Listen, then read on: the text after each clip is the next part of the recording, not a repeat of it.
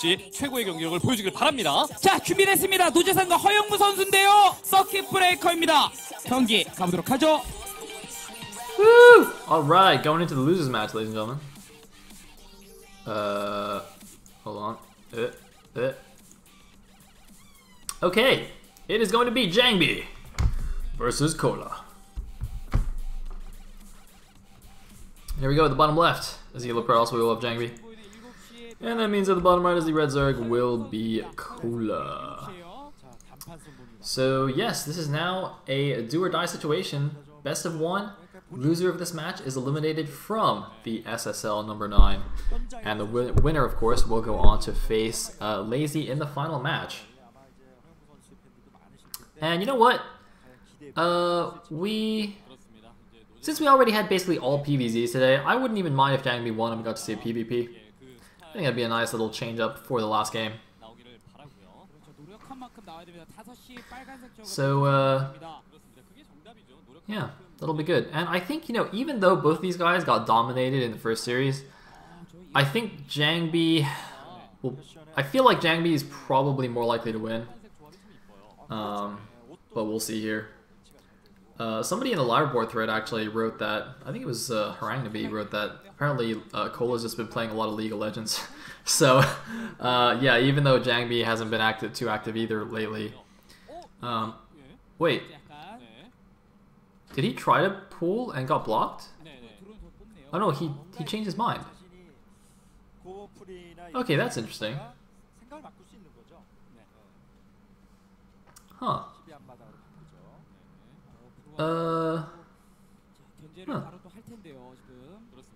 Interesting. But he's gonna have to put the pull down now. See, it looks like he wanted to 12 hats there after not making the overpull. But then the probe came in, so he had to 12 pull instead. So that's not good. Man. Blocked. Blocked. 12 pull I don't think is particularly good in ZVP. Zergs I don't think would normally want to do it. So, so this is not a good... Ooh! The drone even went invisible to make the hatchery and just couldn't get it. Oh, come on, make it! No! I bet Cole's got like 500 minerals now. He's just like, oh! Oh, yes, he did. Okay, he got it.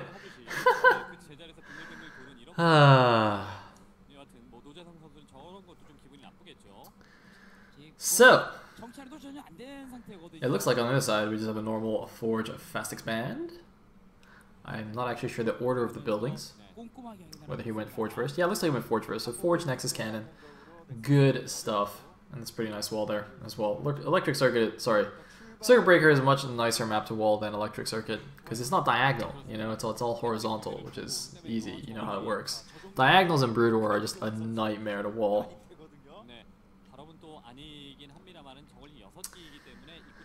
Anyway. It's like... I think actually a second cannon was built there actually, so Jangbi is slightly concerned about Zerglings. Maybe after he watched last game with Larva, it's just like, okay, screw that, I am not letting that happen to me. Which is good, because, you know, it's a best of one, so you don't want to lose in a silly fashion like Lazy did last game. That's just a little sad. Anyway. So one Zergling checks out the front, sees the two cannons, like, alright, can't really do too much. Meanwhile, Cole just getting his third base at the top right. All well and good here.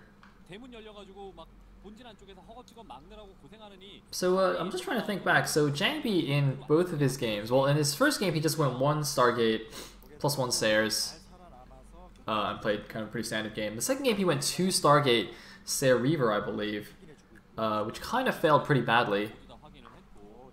Sayer Reaver is decent on this map actually. I remember one pretty awesome Stork game on this map where he went Sayer Reaver but switched very quickly back into a big gateway army and just used the Reavers in a supporting role, and it was super effective. So we can definitely try something like that.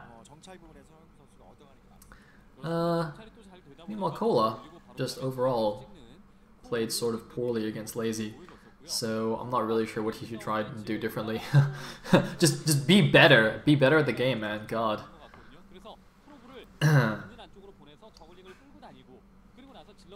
Anyway. Looks like pro guy. Oh, juking and jiving. Not gonna go down. He's actually distracted the Zerglings and is pulling them away from the Zealots. See, this is exactly what you want to do with this probe. It's drawing them as far away as possible so the Zealot will have as much time as possible to do some damage. And there's in fact a second Zealot going out here, so we'll have to see already how good the multitasking ability of these two players stacks up. Kola already has shown us not very good multitasking in his games against Lazy. And how we're going to do, alright, he's going to leave those idle for a second while the Zealot finds a nice little nook to hide in to make himself more effective against Zerglings. And there you go. And the other Zealot goes into the natural though. But looks like Kola is not going to be on top of that. What the hell, man? Why did he not pull that drone? Oh my god, that was weird. Alright, he's not going to get a second drone though, is he? No. No. Where is it? Oh my god, he has one more hit. Okay. Man, if he got 2 drones, that would just be absolutely unacceptable. Definitely shouldn't. I mean, 1 drone already makes the Zealot worth it. So the first Corsair is coming over. It's still a little while before the Aspire is ready, so it can perhaps get a single kill. And here we go. So Jangbi is in fact doing the same opening he did on Electric Circuit against Larva, where he's going 2 Stargate Corsairs and presumably going to follow up with the Reavers as well. And I quite like this. I don't think... I'm not sure if Electric Circuit is quite as good. Or sorry, if Circuit Breaker is quite as good as Electric Circuit. Sorry, the names are just way too close. I'm getting confused. But basically because there's no protected base in the back of your main, so you can't just get like a free mineral only, which really helps in the Sayle Reaver because your mid-game army is fairly weak. So you need to rely on the free, or not really rely, but a free base really helps in getting you a bit of extra income while you're harassing. In this case, you'll have to move out a little bit to get that mineral only that's out on the map. On the other hand, the bridges outside your natural mean it's much more easy to defend at the natural there, unless the Zerg swings around the south side, which is a little bit longer. So, I mean, that's sort of okay, but yeah, really interested to see how Jangbi actually plays this out. We do see the quick 4th here from Kola. And I think he saw, yeah, he definitely saw the 2 Stargates there with that Scourge. So now Kola knows exactly what's going on. The Corsairs, though, are moving out. +1 doesn't look like it's quite done yet, but it should be done very, very quickly.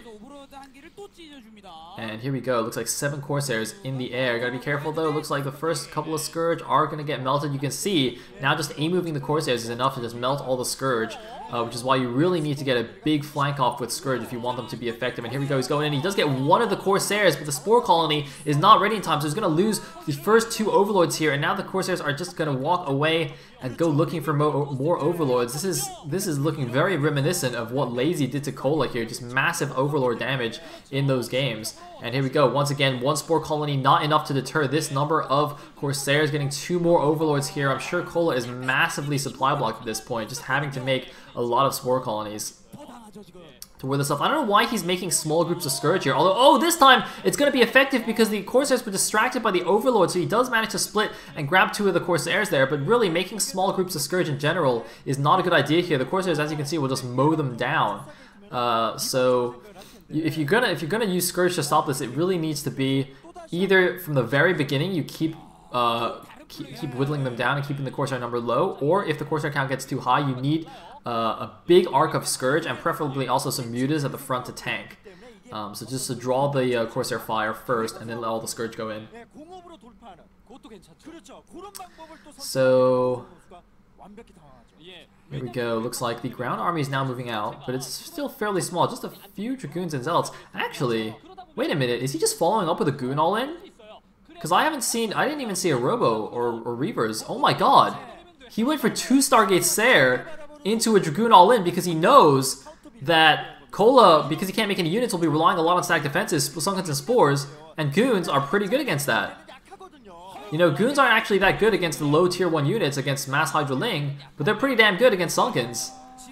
So, oh man, see, the thing is, especially because the walls don't do anything against Goons because they have range. The walls are supposed to block Zealots, but look at this. He's got a lot of Goons. This is actually a really interesting strategy here from Jangbi. Although, oh man, it looks like, though, Kola has managed to pump out a few Hydra Lings. Remember, the Hydra Lings are pretty efficient against Dragoons.